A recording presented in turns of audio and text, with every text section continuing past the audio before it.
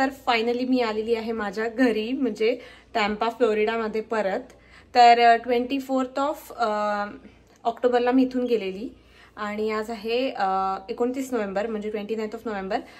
तर आज आलेली आहे मी फायनली घरी. तर कालच मी मायामीमध्ये आम्ही लँड झालेलो आणि आम्ही काल रात्री तिथेच हॉटेलमध्ये राहिलो, कारण की खूप जास्त झोप येत होती. एक दिवस आमचं पूर्ण इकडे तिकडे झालं होतं झोपेचं सगळं. मग आम्ही रेंटल कार केली, जसं मी तुम्हाला दाखवलं, आणि फायनली त्या कारमधनं आम्ही आलेलो आहे इथे आमच्या घरी.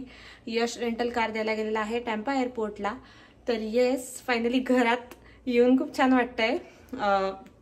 आम्ही घरामध्ये सगळं AC वगैरे 74 फॅरनहाईट वगैरे असं ठेवून गेलेलो होतो, त्यामुळे सगळे तसंच्या तसं आहे, काहीच प्रॉब्लेम नाही झाला. फ्रीज आणि बाकी सगळं तर मी क्लीन करून गेलेलीच होती. घर पण पूर्ण एकदम क्लीन करून गेलेली होती, त्यामुळे आल्यावर काहीच प्रश्न नाही साफ करायचा वगैरे यासाठी. तर छान वाटतंय घरात येऊन, पण इंडियाची आठवण पण येते. तर आता आम्हाला सगळं सामान आणायचं आहे, म्हणजे वॉलमार्ट वगैरे इथे जावं लागेल. प्लस आता भूक पण लागलेली आहे, 3:30 वाजले दुपारचे. तर आता फटाफट काहीतरी ऑर्डर करतो. मे बी यश आला की आम्ही बाहेरच खायला जाऊ आणि मग परत इथली आमची नॉर्मल लाईफ स्टार्ट करूया. Good morning guys, welcome back to my channel. तर आज आहे 30 नोव्हेंबर आणि मी आलेली आहे US ला, म्हणजे टॅम्पामध्ये परत आलेली आहे मी.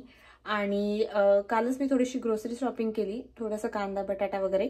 आणि आज आम्हाला इतकी सकाळी लवकर जाग आली, कारण की रात्री आम्ही 8-8:30 आसपासच झोपून गेलो आणि त्यानंतर मी आज सकाळी म्हणजे पहाटे 4 वाजतापासूनच उठून बसलेली आहे. त्यामुळे ब्रेकफास्ट वगैरे लवकर झाला. म्हणजे आता आम्ही जेवायची तयारी करतीये. मी आज सिंपल खिचडीच करणार आहे, तडका वगैरे देईल त्याला. तर इथे जस्ट वाजलेले आहेत 10:30 आणि मला इतकी जास्त भूक लागली आहे, तर मी आता फटाफट डाळ खिचडी बनवणार आहे.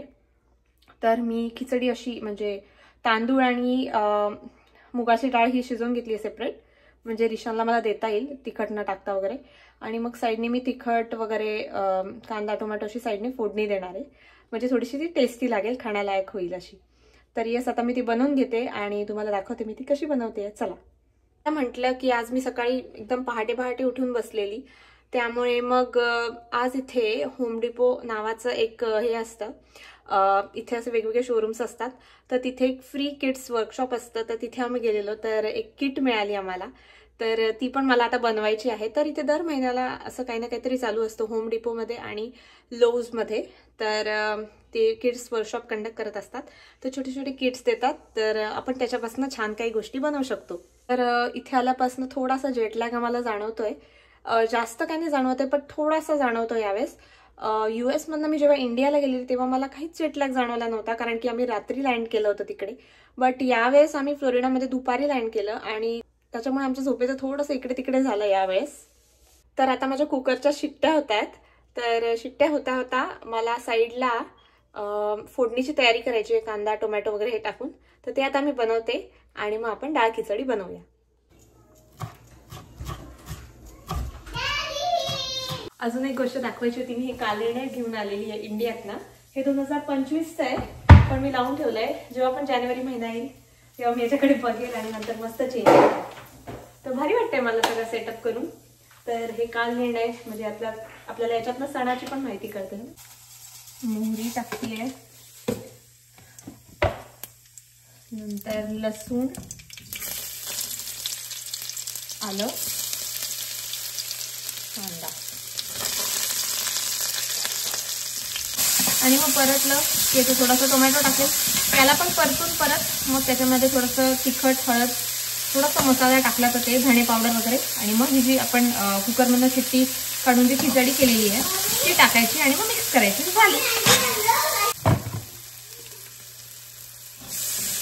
तर आज टॅम्पामध्ये इतकी जास्त थंडी आहे, तर मिनिमम टेम्परेचर साधारण 8 डिग्री जाणार आहे आणि मॅक्झिमम 17-18 डिग्री. तर आज सकाळी पहाटे जेव्हा मी उठलेली तेव्हा खूप जास्त थंडी वाजत होती आणि मी चेक केलं तर तेव्हा टेम्परेचर 8 डिग्री वगैरे होतं.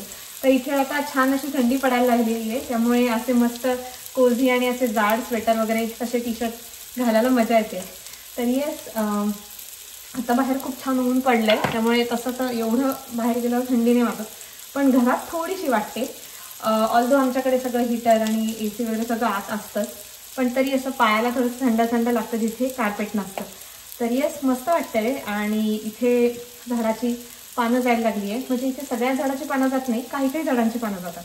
तर त्यामुळे फ्लोरिडामध्ये नेहमी छान वाटतं, ग्रीन ग्रीन असतं सगळीकडे, प्लस बीचेस तर आहेतच, पण जास्त वेळ आपण बीचेसवर नाही जाऊ शकत कारण की थंड वारा असतो.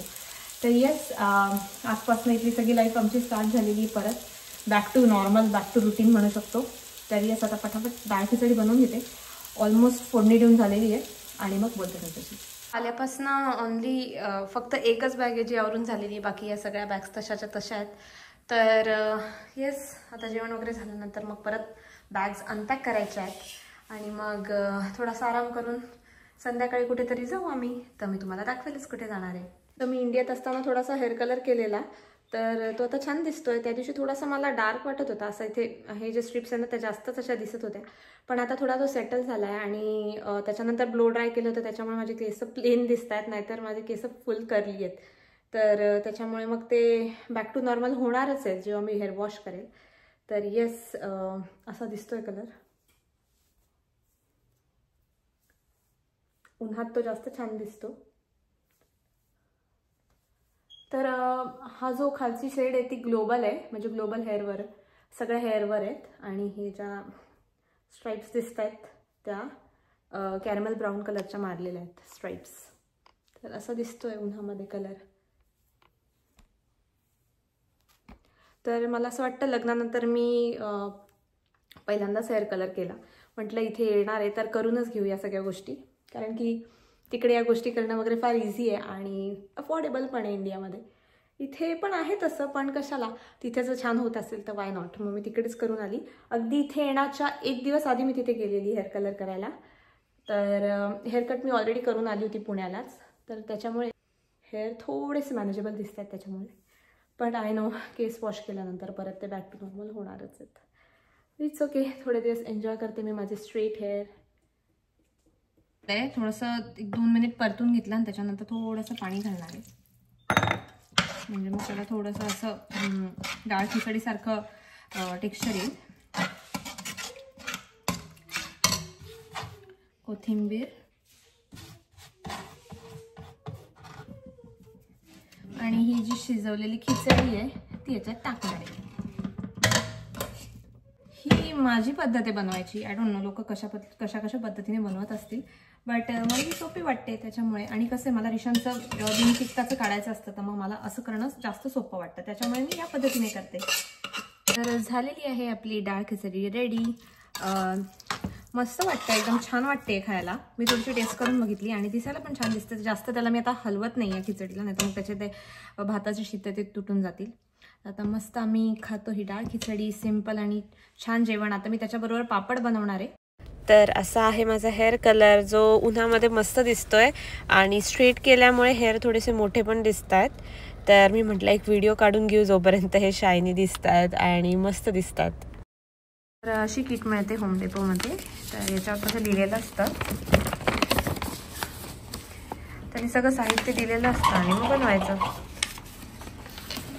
हे रिशांनी बनवलंय.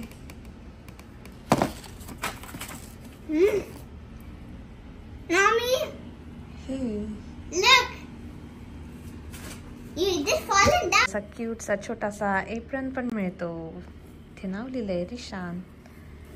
आणि बाय द वे हे जे आहे ते कोको ऑर्नामेंट नावाचं असं त्याने दिलंय. तर आतमध्ये तुम्ही तुमचा फोटो लावायचा. तर असा होता आजचा व्लॉग. कसा वाटला तुम्हाला मला कमेंटमध्ये सांगा. भेटते तुम्हाला नेक्स्ट व्हिडिओमध्ये. तोपर्यंत बाय.